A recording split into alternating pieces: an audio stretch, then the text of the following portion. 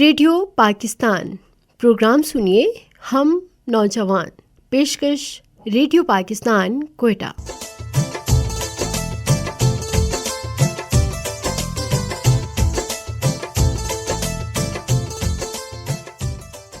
السلام علیکم۔ ریڈیو پاکستان کوئٹہ کے اسٹوڈیو سے آپ کا میزبان داؤد علی پروگرام ہم نوجوان کے ساتھ حاضر ہے۔ کہیے دوستو، کیسے مزاج ہیں؟ ہم ہمیشہ سے آپ کی کامیابی و کامرانی کے لیے دعا گو رہتے ہیں کہ روشن مستقبل آپ کا مقدر بنے، آمین ثم آمین۔ ساتھیو، عید کی آمد ہے اور آپ نے عید کی تیاریاں ضرور مکمل کر لی ہوں گی۔ بے جا اسراف سے ضرور بچیے اور ان لوگوں کو ضرور یاد رکھیں جو حقدار ہیں۔ عید الاضحیٰ میں قربانی کا وہ فلسفہ ہے جو انسان کو احساس دلاتا ہے کہ ہمیں اپنی جان، مال اور اولاد سے بڑھ کر صرف اس ذات کی عبادت کرنی ہے جو ہمارا پروردگار ہے، اور اسی کے حکم کی تعمیل بھی کرنی ہے۔ عید الاضحیٰ کی مناسبت سے آپ کو اس وقت خصوصی تقریر سنواتے ہیں۔ تحریر و آواز ہے شاہد اسلام بٹ کی۔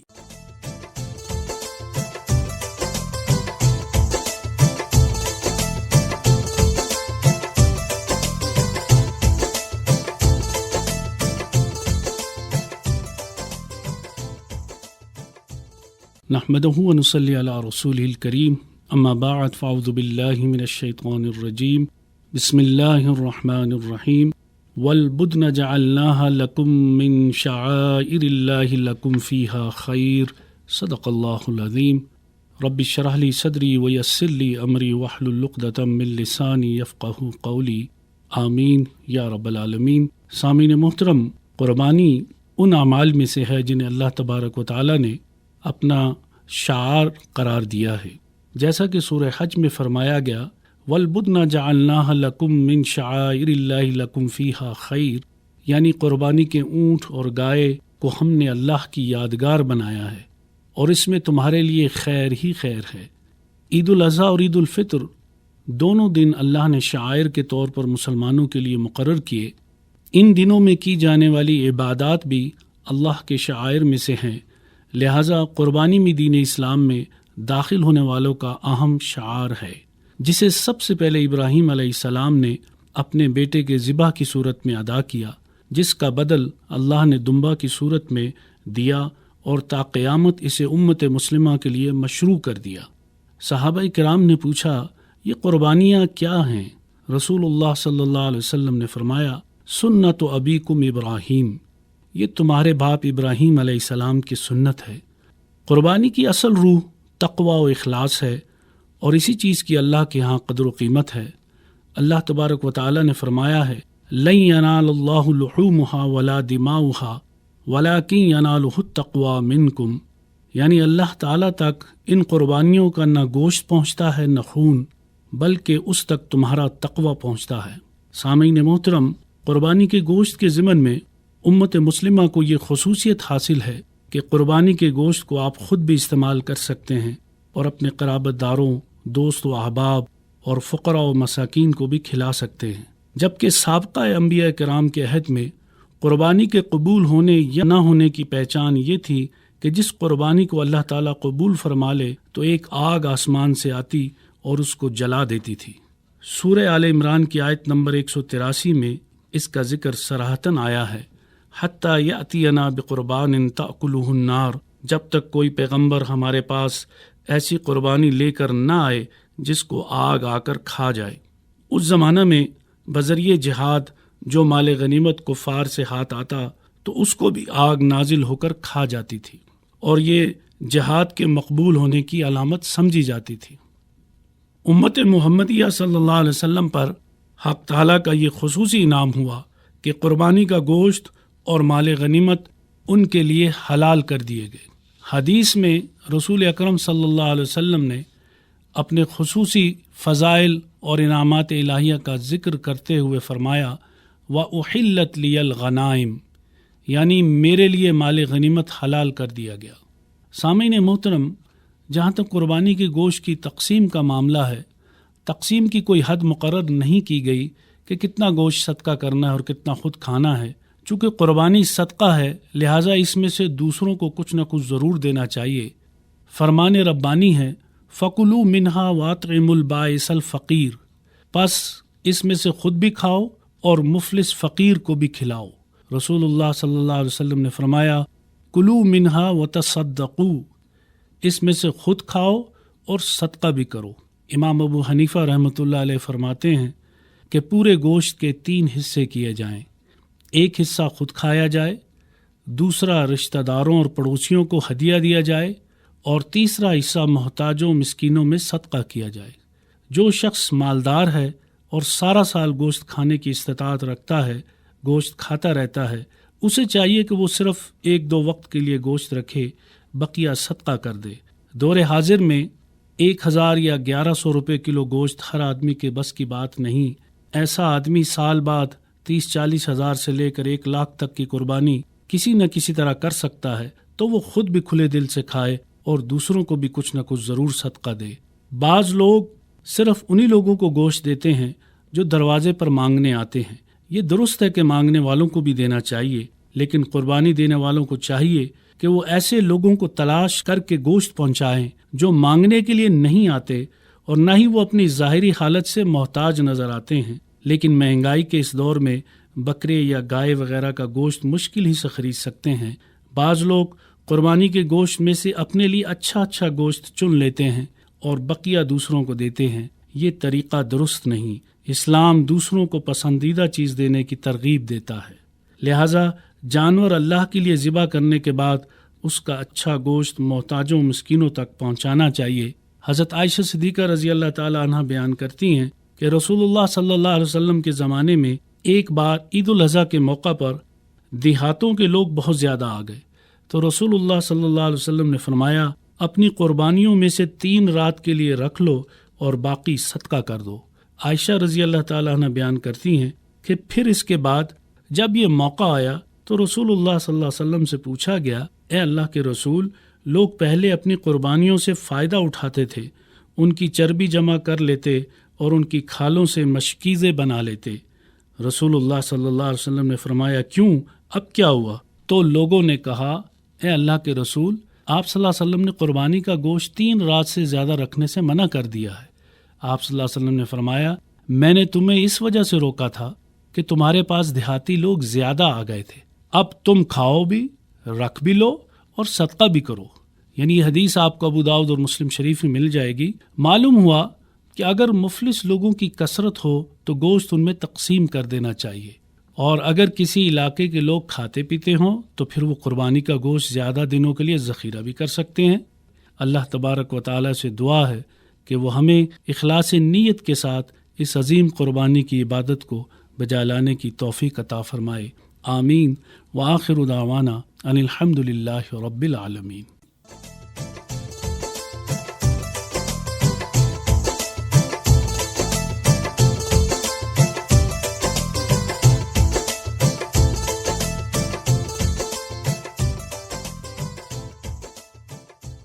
عید الاضحیٰ کی مناسبت سے خصوصی تقریر آپ سن رہے تھے شاہد اسلام بٹ سے۔ عزیز ساتھیو، آپ باحوصلہ ہیں اور ذہین بھی، آپ کی صلاحیتیں کسی سے پوشیدہ نہیں، اور آپ اپنی صلاحیتوں کا اعتراف بھی کرا لیتے ہیں۔ یہ ہماری خوش قسمتی ہے کہ اس جدید دور میں بھی نوجوان کتابیں پڑھنے اور خیالات کو الفاظ میں ڈھالنے کا ہنر جانتے ہیں۔ اگر نوجوانوں میں تخلیقی صلاحیتیں موجود ہوں تو وقت گزرنے کے ساتھ ساتھ وہ معاشرتی اصلاح کے ہنر سے بھی واقف ہو جاتے ہیں۔ آج ہمارے ساتھ اسٹوڈیوز میں بھی ایسے ہی مہمان موجود ہیں جو باصلاحیت بھی ہیں اور باوقار بھی۔ ان سے ملتے ہیں۔ ہمارے ساتھ ہیں انم جاوید اور سلسلہ ہے فن پارہ۔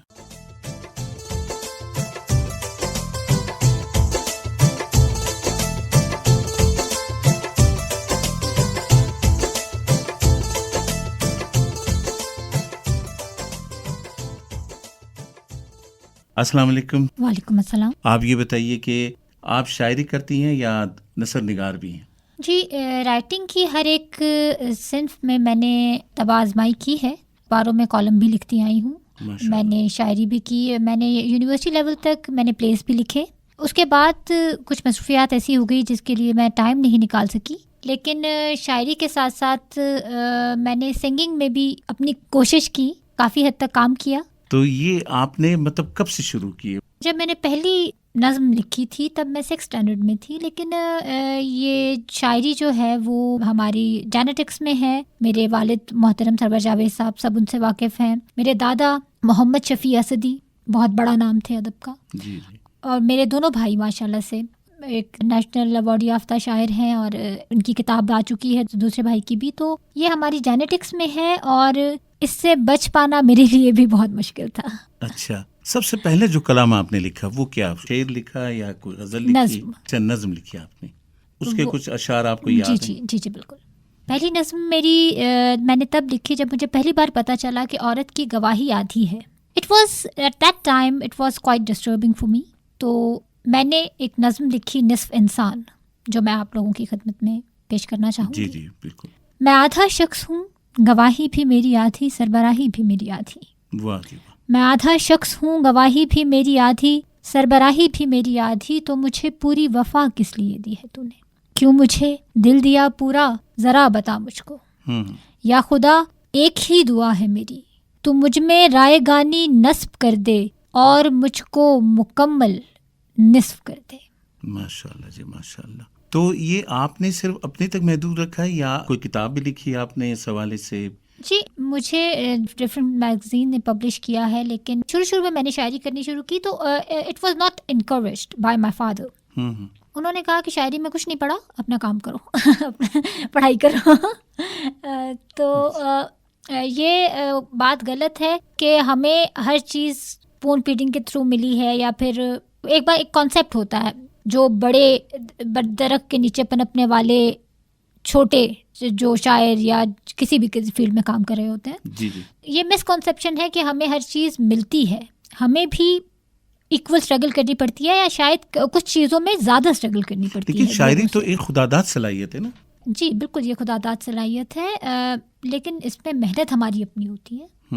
اور ان چیزوں میں پہلے مجھے مشاعرے اٹینڈ کرنے کی اجازت نہیں تھی گھر سے، اور پھر جب میں نے اپنے آپ کو منوانا شروع کیا تو پھر ابو نے بھی تھوڑی سی لینینسی کی. لیکن میں نے کافی عرصے تک ابو کو بھی نہیں بتایا کہ میں شاعری کرتی تھی، میں لکھتی تھی، میں اصلاح بھی نہیں کرواتی تھی. اور اگر میں نے اصلاح کروائی ہے بھائیوں سے یا ابو سے تو مجھے اچھی خاصی جھڑک پڑی ہے کہ یہ کیا لکھ رہی ہے. تو بے شک میں نے باہر سے اسٹینڈنگ اویشن لیا ہوں، لیکن مجھے گھر میں کبھی انکریج نہیں کیا گیا. اور ابو تو کہتے ہیں بیٹا جو کچھ منہ میں آتا ہے اسے شاعری نہیں کہتے. صحیح بات ہے. تو اخبار کے لیے بھی لکھتی رہی ہیں؟ جی میں نے کالمس لکھے ہیں میگزینس کے لیے، اور وائس آف بلوچستان میں بھی میں نے کالمس لکھے ہیں. ٹھیک ہے. تو یہ سنگنگ کی طرف کیسے آپ اچانک آ گئی؟ سنگنگ بھی خداداد صلاحیت ہے، جیسے آپ نے کہا کہ شاعری خداداد صلاحیت ہے. تھوڑی بہت اللہ تعالیٰ نے آواز دے دی تھی، تھوڑی بہت خود محنت کر لی تو بن گیا. اور ٹیچرس نے ریکگنائز کیا میرا یہ ٹیلنٹ، اور انہوں نے مجھے انکریج کیا کافی. اور جب میں اسکول میں تھی میں نے ٹی وی میں بھی گایا، ریڈیو میں بھی گایا. جب میں نے اسٹوڈنٹ لائف ختم کی، پروفیشنلی بھی گایا، بینڈ کے ساتھ بھی گایا. تو جب میں نے اسٹوڈنٹ لائف ختم کی تو پھر مجھے گانے کی اجازت نہیں ملی پروفیشنلی. جی جی. کیونکہ جب تک میں اپنی اسکول کالج یونیورسٹی کو ریپرزینٹ کر رہی تھی that was okay for my parents, but جب سے میں اپنی فیملی کو ریپرزینٹ کرنے لگی تو that was not okay. Singing was not okay for them as a career. اچھا. As a hobby I can continue it. ٹھیک ٹھیک. اچھا یہ بتائیے کہ اس وقت جو ہمارے سننے والے نوجوان ہیں تب آپ سے فرمائش کریں گے کچھ گانے کی، تو کیا آپ پیش کریں گی کچھ؟ جی بالکل. اب یہاں کوئی نہیں، کوئی نہیں آئے گا، دل تنہا غم تنہائی میں ڈھل جائے گا. اب یہاں کوئی نہیں، کوئی نہیں آئے گا، اب یہاں کوئی نہیں. یہ ہنسی چاند ہے یا دیدائے حیراں کوئی، یہ میرا دل ہے کہ ہے محفل ویراں کوئی. زندگی ہے کہ یہ ہے زلف پریشاں کوئی،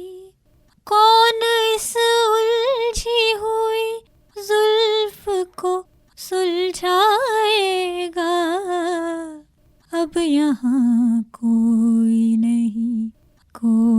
नहीं आएगा, अब यहाँ कोई नहीं। वाह जी वाह, जबरदस्त। मैं तो बिल्कुल महव हो गया था आपके। तो ये दर्द जो आपकी आवाज़ में मैंने महसूस की, ये दर्द कैसे खुद ब खुद मतलब आया है आपकी आवाज़ में, या इसको आप बना के पेश करती हैं? ये क्या सिलसिला है इसका? दर्द से शायर का रिश्ता बहुत पुराना है। ये बात सही है। और शायरी दर्द का नाम है, और शायरी दर्द व गमे दिल को रकम करना है, और वो दर्द जो तहरीर कहाँ होते हैं। तो दर्द से शायर का रिश्ता हम अलग नहीं कर सकते।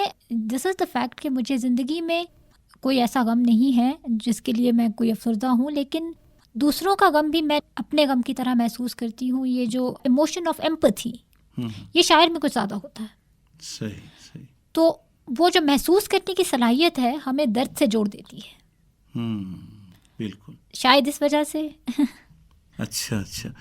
तो इस वक्त आपका जो सबसे पसंदीदा कलाम जो आपका अपना लिखा हुआ है जी, वो ज़रा सुनाइए। जी, मैंने अपनी वालिदा के लिए एक नज़्म कही थी, और ये मैं 10th स्टैंडर्ड में थी जब मैंने कही थी। जी, इरशाद। नज़्म का उन्वान है माँ। है कलम आज परेशान मेरा, शेर फिर क्या लिखे गुमान मेरा। लफ्ज़ ऐसा कोई बना ही नहीं, इश्क कर पाए जो बयान तेरा। वाह। काश ये ज़िंदगी हकीर मेरी तेरे कदमों तले गुजर जाए। जज्ब कर लूँ मैं खुद में अश्क तेरे, रूह तेरा तवाफ़ कर पाए। वो घड़ी आए फिर सआदत की कि तेरी मौत मेरे सर आए। बहुत खूब।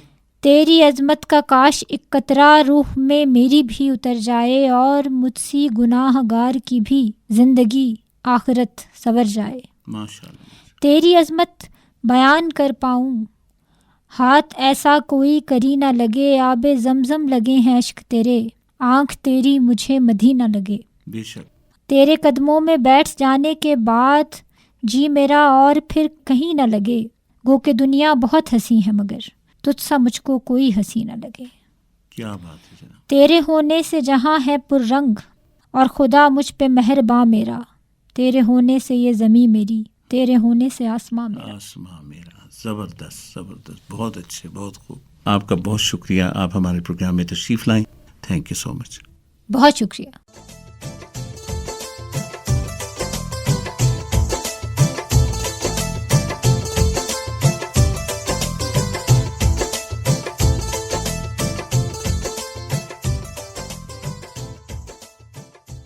जी, तो साथियों, सिलसिला आपने सुना फन पारा, और नौजवानों के लिए तालीम का हुसूल एक अहम मसला है, और इसमें भी कामयाबी से सफ़र मुकम्मल करना हर एक की ख्वाहिश है।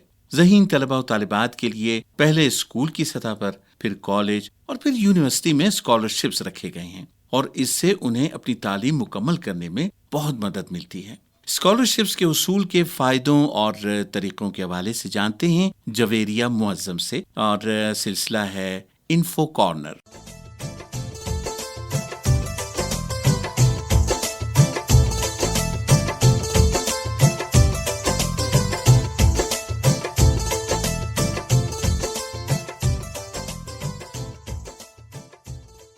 अस्सलामुअलैकुम। आज हम बात करेंगे स्कॉलरशिप के फ़वाइद के बारे में।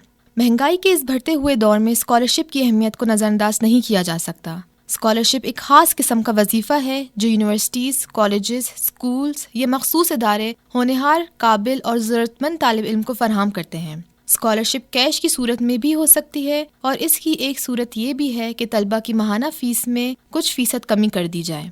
हमारे माशरे में ऐसे बहुत से तलबा हैं जिनके घर की माहाना आमदन बहुत कम है। ऐसे तलबा के लिए बहुत मुश्किल होता है कि वो अपनी तालीम मुकम्मल कर सकें। स्कॉलरशिप्स ऐसे तालिब इल्म को बेहतरीन मौक़े फराहम करती है कि वो अपनी तालीम को जारी रख सकें। ये भी देखने में आया है कि बहुत से तलबा अपने घर के वाहिद कफ़ील होते हैं, और अपने घर का खर्च चलाने के लिए वो पढ़ाई के साथ साथ पार्ट टाइम जॉब भी करते हैं ताकि उनके घर का खर्च आसानी से पूरा हो सके। इस तरह करने से इनकी तवज्जो पढ़ाई से हट जाती है, और ऐसे तालिब इल्मों को स्कॉलरशिप्स अगर फराहम की जाएं तो ना सिर्फ उनका हाथ बटेगा बल्कि वो अपनी तालीम भी मुकम्मल कर सकते हैं। हमारे माशरे में ऐसे बहुत से Namvar doctors, engineers, lawyers, scientist हैं जिन्होंने स्कॉलरशिप हासिल करके ही तालीम मुकम्मल की, और आज अपनी सलाहियतों से वो लोगों को फ़ायदा पहुंचा रहे हैं। اسکالرشپس آپ کو بیرون ملک تعلیم حاصل کرنے کا بھی موقع فراہم کرتی ہے۔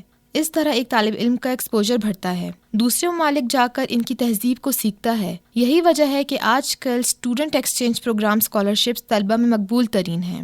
اس ایکسچینج پروگرام کے تحت آپ کو 6 مہینے کے لیے دوسرے ممالک بھیجا جاتا ہے۔ نہ صرف آپ کی رہائش کا خرچہ بلکہ آپ کی تعلیم کا خرچہ بھی مکمل یونیورسٹی اٹھاتی ہے۔ ایسی بہت سی اسکالرشپس ہیں جن کو حاصل کرنے کے لیے ہزاروں طلبہ اپلائی کرتے ہیں، لیکن صرف کچھ ہی قابل طلبہ کو سلیکٹ کیا جاتا ہے، اور ایسے طلبہ جب پریکٹیکل لائف میں آتے ہیں اور اپنی سی وی میں لکھتے ہیں تو اس کا بہت اچھا امپریشن پڑتا ہے۔ پاکستان میں اسکالرشپ کا ایک بڑا ماخذ HEC ہے، یعنی ہائر ایجوکیشن کمیشن کی ویب سائٹ۔ اگر آپ وقتاً فوقتاً یہ سائٹ وزٹ کرتے رہیں تو آپ ملکی اور غیر ملکی اسکالرشپس کے بارے میں باخبر رہ سکتے ہیں۔ HEC 3 قسم کی اسکالرشپ پیش کرتا ہے، اول فورن اسکالرشپ، دوم لوکل اسکالرشپ اور سوم نیڈ بیس اسکالرشپ۔ فورن اسکالرشپ میں آپ کو کسی دوسرے ملک بھیجا جاتا ہے اور پورا خرچہ HEC اٹھاتا ہے۔ لوکل اسکالرشپ میں آپ کو پاکستان کے کسی دوسرے شہر کی یونیورسٹی یا کالج میں بھیجا جاتا ہے۔ اس قسم کی اسکالرشپ میں ماہانہ فیس کے ساتھ ساتھ ہاسٹل کا خرچہ بھی دیا جاتا ہے۔ نیڈ بیس اسکالرشپ صرف ضرورت مند طلبہ کو ہی فراہم کی جاتی ہے۔ اگر آپ HEC کی ویب سائٹ پر وزٹ کریں تو وہاں ترتیب وار کئی اسکالرشپس مبنی فہرست نظر آئے گی۔ ان میں foreign fund scholarship, common wealth scholarship, scholarships for university of Cambridge اور اسی قسم کی دوسری اسکالرشپس بھی شامل ہیں۔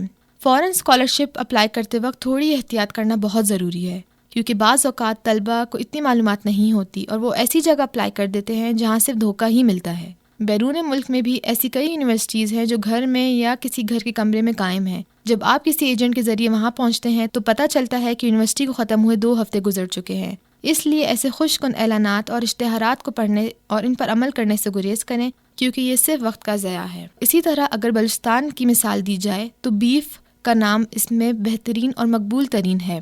بیف اسکالرشپ طلبہ کو 60,000 سالانہ دیتی ہے۔ اس میں آپ کی پڑھائی کے ساتھ ساتھ مکمل دوسرے خرچے بھی پورے ہو سکتے ہیں۔ مہنگائی کے اس دور میں تعلیم حاصل کرنا اور اسے جاری رکھنا بہت مشکل ہوتا جا رہا ہے۔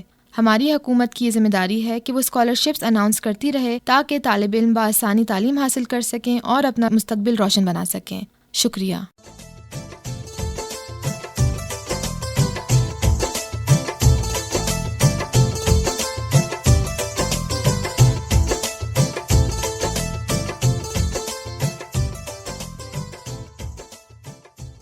نوجوان ساتھیوں، سوشل میڈیا اور آپ لازم و ملزوم ہوتے جا رہے ہیں۔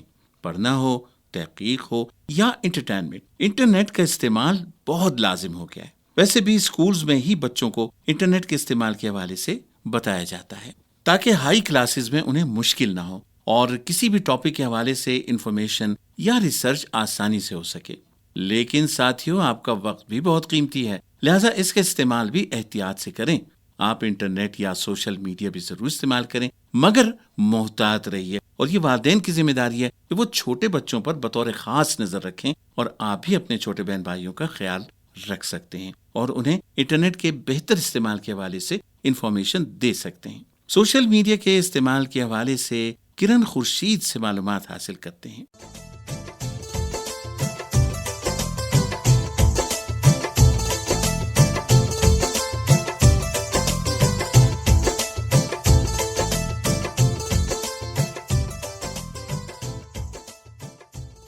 السلام علیکم۔ ہم جس دور میں زندگی بسر کر رہے ہیں، اس دور میں سوشل میڈیا کو بڑی اہمیت حاصل ہے۔ انسان اپنا زیادہ تر وقت سوشل میڈیا پر صرف کرنے کو ترجیح دیتا ہے، جس کی وجہ سے کئی ایک نتائج ابھر کر سامنے آ رہے ہیں جس پر غور کرنے کی ضرورت ہے۔ یہ بھی ایک حقیقت ہے کہ انسان بڑی آزادی سے سوشل میڈیا پر جو کچھ تحریر کرنا چاہتا ہے تحریر کرتا ہے، اور اس کو روکنے والا کوئی نہیں ہے۔ یعنی دوسرے الفاظ میں کہا جا سکتا ہے کہ اس کو آزاد فضا میسر ہے۔ سوشل میڈیا ایک ایسا بہاؤ ہے جس کی راہ میں کوئی رکاوٹ نہیں ہے، لیکن اس کا مطلب یہ بھی ہرگز نہیں ہے کہ ہم اس کا جائزہ نہیں لے سکتے۔ سوشل میڈیا دراصل تمام فکری نظریات کو آزادانہ اور بغیر کسی رقم کی ادائیگی کے پیش کرنے والے ایک اسٹیج کی حیثیت رکھتا ہے۔ سب سے پہلے اگر ہم سوشل میڈیا سے فائدہ اٹھانے والوں کا ذکر کریں تو کہا جا سکتا ہے کہ جو شخص یہ کہتا ہے کہ میری ایک سوچ اور نظریہ ہے جس سے مستفید ہونے کی ضرورت ہے، تو اس کے لیے सोशल मीडिया एक अनमोल मकाम की हैसियत रखता है। आप अपने नज़रिए से उन लोगों को भी मुस्तफ़ीद कर सकते हैं जिन तक आपकी रसाई इससे पहले कभी मुमकिन न थी। इस तरह आप दूर बैठे दूसरी शख्सियात जिन तक आपकी रसाई मुमकिन नहीं है, उनके नज़रियात से भी बिला मुआवजा आगाही हासिल कर सकते हैं। इलावा अज़ीं, अपने नज़रियात को पेश करने और दूसरे शख्स के नज़रियात से आगाही हासिल करने के लिए आपको किसी रकम की भी ज़रूरत नहीं पड़ती। सोशल मीडिया से पहले दौर में आपके मकामी सतह पर कोई अखबार निकालने, मकामी रेडियो या टेलीविज़न स्टेशन कायम करने के लिए बहुत बड़े सरमाए की ज़रूरत पड़ती थी। लेकिन अब सोशल मीडिया के तवस्सुत से सरमाएकारी किए बगैर यानी बिला मुआवजा अपने नज़रियात को दूसरों तक शेयर कर सकते हैं और अपनी बात दूसरों तक पहुंचा सकते हैं। लेकिन इसके साथ साथ ये भी एक हकीकत है कि इंसान अपने नज़रियात को बगैर किसी सेंसर या रुकावट के दूसरों तक पहुंचा देता है, जिससे कई एक कबाहतें जन्म लेती हैं और बंद माशरों के लिए ये ख़तरनाक भी साबित हो सकते हैं। हमारी मौजूदा नस्ल बिलखसूस दरमियानी उम्र के अफराद सोशल मीडिया सरगर्मियों पर गौर करने में मिली जुली सूरत हाल से दो चार हैं, लेकिन छोटी उम्र का तबका इस सोशल मीडिया के गर्दाब में बुरी तरह फंसा हुआ है, जिसने इनकी समाजी मसरूफियात को भी महदूद कर दिया है। नौजवान नस्ल के हवाले से ये ज़रूरी है कि उन्हें सोशल मीडिया पर समाजी मशागिल का मुस्तकिल गुलाम ना बनाया जाए। मौलाना रूमी ने क्या खूब कहा है कि कदम मजबूत हों तो इस दुनिया के दरवाजे खुद ब खुद खुलते चले जाते हैं। सोशल मीडिया जिस वजह से सहाफ़त के लिए गैर मामूली तौर पर मौसर होता जा रहा है, ये उसकी वो ताकत है जो उसने न्यूज़ ब्रेकिंग की सूरत में अपने आप को मनवाकर हासिल की है। सिटीज़न जर्नलिज्म और मोबाइल जर्नलिज्म की इस्लाहात ने माशरों में अपनी जगह बना ली है। लोग रिवायती अबलाग आम के ज़राए अखबारात, रेडियो और टेलीविज़न के मंदरजात में अपनी महदूद तरीन शमूलियत की वजह से बड़ी तेज़ी से ऐसे प्लेटफॉर्म्स की जानिब मुतवज्जा हो रहे हैं जहां वो अपनी मर्जी के मंदरजात पढ़ सकें, देख सकें और सुन सकें और उन पर तबसरा भी कर सकें। सबसे बढ़कर ये कि अपने नुक्ताए नज़र का खुलकर आज़ादाना इजहार कर सकें। इसके अलावा वो खुद मंदरजात तख्लीक कर सकें। यानी लोग अब मालूमात और इत्तलात के सारिफ और प्रोड्यूसर दोनों खुद बन चुके हैं। वो इसलिए कि आज हम एक इंफॉर्मेशन सोसाइटी का हिस्सा हैं, जहां अक्सर अफराद दो जिंदगियां गुजार रहे हैं, एक हकीकी और दूसरी वर्चुअल। इसलिए ऑक्सफोर्ड इंटरनेट इंस्टीट्यूट के विलियम डेडन ने सोशल मीडिया को रियासत का 5वां सतून करार दे दिया है। वो कहते हैं कि हम ऐसी ताकतवर आवाज़ों और नेटवर्क्स को उभरता देख रहे हैं जो रिवायती मीडिया के बरक्स आज़ादाना तौर पर काम कर सकेंगे। उनका ये बयान सोशल मीडिया के पहले से मौजूद प्लेटफॉर्म्स के साथ साथ उभरते मुख्तलिफ नए प्लेटफॉर्म्स की तेज़ी से फ़रोग़, वुसअत और इस्तेमाल के तनाजुर में हकीकी लगना शुरू हो गया है। यानी आज़ादी इजहार ही वो बुनियादी नुक्ता है जो लोगों को सोशल मीडिया की जानिब मुतवज्जा करने और इसके भरपूर इस्तेमाल का बाइस बना। और इस वक्त सूरत हाल ये है कि दुनिया भर में सोशल मीडिया के फ़ाल सारिफीन की तादाद 3.80 अरब तक पहुंच चुकी है। लेकिन कहते हैं कि हर चीज़ की ज़्यादती बुरी चीज़ है, इसलिए सोशल मीडिया के इस्तेमाल में भी हमें मियाना रवि इख्तियार करना पड़ेगी। शुक्रिया।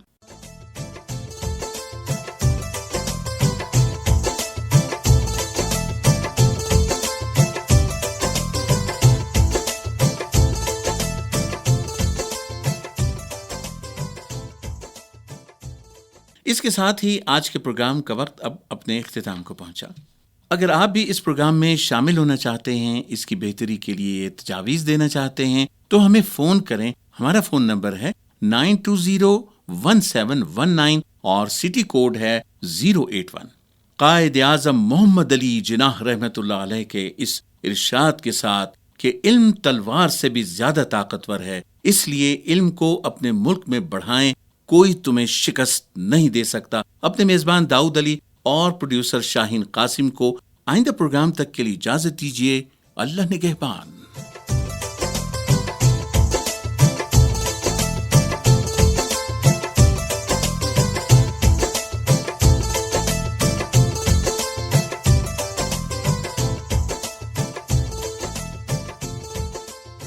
प्रोग्राम आपने सुना हम नौजवान, और ये पेशकश थी रेडियो पाकिस्तान कोयटा की।